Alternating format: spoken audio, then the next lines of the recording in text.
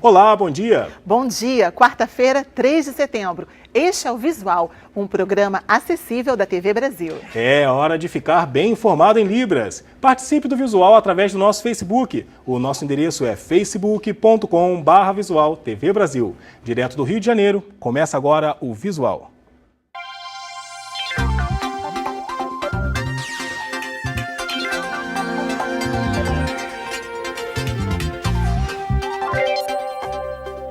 Para votar com segurança, os eleitores precisam conhecer melhor os candidatos, Jonatas. Para ir além do que dizem as propagandas eleitorais, algumas páginas da internet ajudam o cidadão a fazer melhor a escolha. De 2 em 2 anos, os eleitores passam pela mesma situação. Os candidatos apresentam uma série de números. Mas será que quem vota confia em todos esses dados? Não, eu não confio e eu acho isso aí... Eles inventam, né? Que tal, então, poder checar as informações passadas pelos candidatos? Algumas iniciativas disponíveis na internet ajudam a saber se o que eles dizem é realmente verdade ou não. É o caso do projeto Truco, da Agência Pública de Reportagem e Jornalismo Investigativo. Baseados no jogo de baralho, os jornalistas analisam os dados e promessas feitas pelos presidenciáveis no horário eleitoral na TV. Eles usam cartas como blefe quando a informação é falsa e, para confrontá-la, apresentam dados de outras fontes. Informação correta recebe um zap e o truco sai para promessas grandiosas e informações que não se sustentam. Você tem muitos estudantes, você tem muitas pessoas de governos diferentes, ou seja, que trabalham no governo, você tem economistas que estão trazendo dados novos. Então você vai ler a nossa apreciação sobre o que foi falado e depois você tem uma discussão muito rica. Outra ferramenta que ajuda o eleitor a saber em quem votar é o site Quem Quer Virar Excelência da ONG Transparência Brasil. A página reúne informações sobre o desempenho de quem já foi parlamentar e sobre financiamento de campanhas anteriores, além do que está disponível no TSE. Nós fazemos buscas em mais de 120 fontes, do Judiciário, dos Tribunais de Contas, enfim. Então, é uma pesquisa muito ampla que, claro, é o nosso métier, é o nosso trabalho. Para o eleitor fica muito complicado ir atrás desse tipo de busca. Às vezes as pessoas se perdem um pouquinho com tantas informações, mesmo nos debates, ou nos próprios sites dos candidatos, você não tem elementos suficientes para escolher. Então você tem que também procurar um pouco sobre a vida daquelas pessoas, a trajetória delas, porque a trajetória também do candidato diz muito sobre ele, né? Olha só, você tem o hábito de guardar moedinhas em casa, principalmente aquelas de 1 centavo, que parecem não servir para muita coisa? É bom saber que essa atitude atrapalha, e muito, o comércio na hora do troco. Nas prateleiras do comércio é comum ver nas etiquetas de preço a vírgula e os centavos. Mas na hora do pagamento no caixa, muitos consumidores reclamam que acabam ficando no prejuízo por causa da falta de troco. Olha, é tão pouco, mas ele significa, no final das contas, ele significa alguma coisa, né?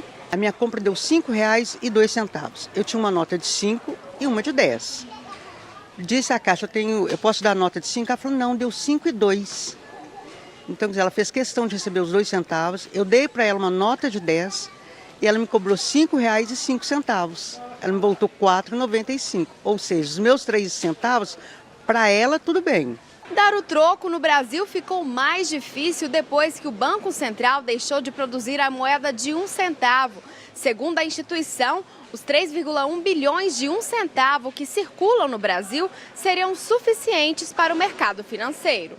De acordo com esse professor de economia, no problema da falta de troco, o consumidor tem uma certa responsabilidade.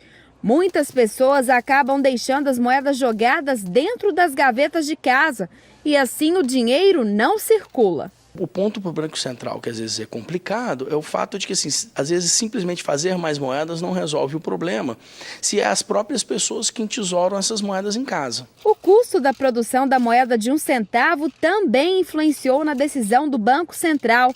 Cada uma delas custa 9 centavos para ser produzida. O que a gente precisa saber, obviamente, é se o troco que às vezes a pessoa recebe a menos, se ele não é compensado pelo troco que às vezes ela recebe a mais. Uma maneira de escapar desse problema, se a pessoa não quiser ter o problema do troco, é o pagamento com cartão, cartão de crédito ou débito.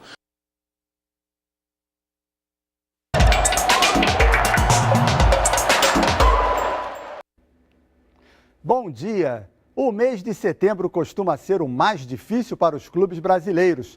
Por culpa do calendário super apertado, o Campeonato Brasileiro programa 7 rodadas a partir do próximo fim de semana, o que faz com que as equipes sofram um desgaste ainda maior. Dizem, inclusive, que é em setembro que a gente conhece qual o time que tem força suficiente para ser o campeão brasileiro. Mas nesse meio de semana os jogos são pela Copa do Brasil. Ontem já conhecemos o primeiro classificado para as quartas de final da competição. E hoje e amanhã sairão mais 6. O oitavo também pode ser conhecido ainda hoje, mas nos tribunais, pois o Grêmio será julgado pelas ofensas racistas de sua torcida no jogo contra o Santos. E o time gaúcho pode até ser eliminado do campeonato. O Cruzeiro, que lidera o Brasileirão, não deverá ter problemas para se classificar também na Copa do Brasil. Nos outros jogos, as vagas estão em aberto. E a gente fica na torcida para que, a partir de agora, nenhum outro time se classifique por ordem de um tribunal. Até a próxima!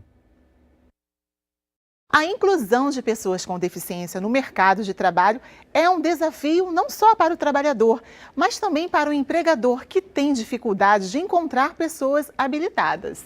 Para promover a capacitação dessa mão de obra, a COP UFRJ desenvolve um programa para ajudar a diminuir a desigualdade de oportunidades para pessoas com deficiência.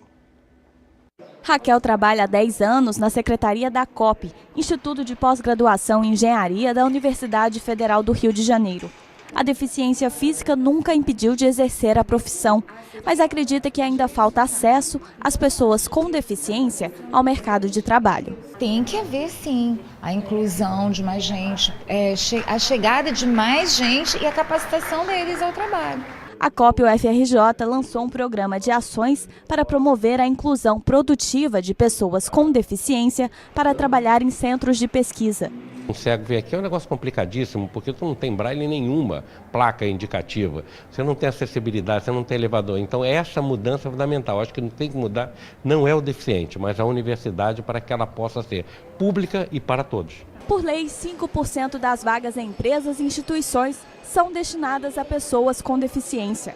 Na COP, os deficientes não chegam a ocupar nem 2% do quadro de funcionários. A dificuldade, segundo a instituição, é encontrar pessoas qualificadas para o trabalho.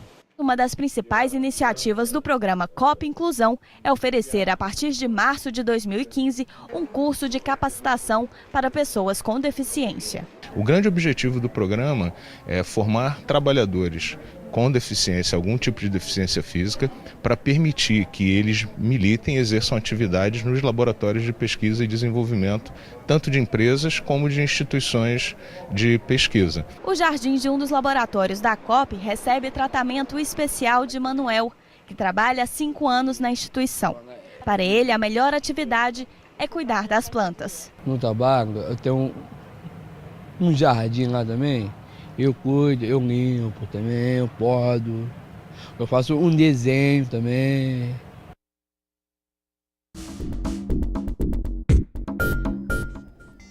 Dominó, baralho, bingo, sinuca. Aquela saudade do aconchego dos lanches da casa da avó viraram negócio. Em Belo Horizonte cresce o número de empresas que vendem e servem produtos inspirados nas quitandas de antigamente. Tudo organizado com o cuidado e o capricho de um tempo em que essas qualidades faziam parte da rotina das famílias. Laura decorou a quitanda com o que aprendeu com a avó, no interior de Minas. A loja funciona há menos de 1 ano em um bairro da zona sul de Belo Horizonte. Antes, ela já vendia os produtos pela internet. Tudo aqui tem garantia de origem e vem de várias partes do estado. A designer, filha de padeiro, diz que na loja as pessoas resgatam um outro tempo, bem longe do ritmo industrial em que vivemos. As pessoas estão perdendo a noção de sazonalidade, de tempo mesmo, né? Que no interior a gente às vezes tem outro tempo, a vida acontece num outro tempo. Então a gente tenta resgatar um pouco isso, repassar, dizer que, Goiaba não dá um ano inteiro, goiaba dá uma vez só no ano. E a goiabada é feita nessa época. Que tal uma fatia de bolo fresquinho agora? O convite desses armazéns modernos inclui ambiente aconchegante e uma seleção de alimentos que não é uma novidade. A novidade é conseguir saborear delícias assim, bem no meio de uma cidade grande. Carlos é cliente assíduo dessa outra quitanda, que tem como especialidade os lanches caseiros. Um lugar muito interessante, muito rústico, né? E as coisas deliciosas, naturais que tem. Vânia montou o negócio há 2 anos e é ela mesma que dirige a cozinha. Além de servir uma comida extremamente bem feita, simples, saudável, sem conservante, sem aromatizante, a gente tem outro lado, que é o lado da intimista da casa. Fazer com que qualquer pessoa entre e sente-se em casa. Para a orientadora do curso de quitandas do SENAC, que viu crescer o interesse pelas aulas nos últimos anos, esse tipo de alimento havia sido esquecido por causa da verticalização das cidades. Cada vez mais Belo Horizonte tem muito prédio, então as casas estão acabando, os quintais estão acabando, então as pessoas não têm mais onde fazer.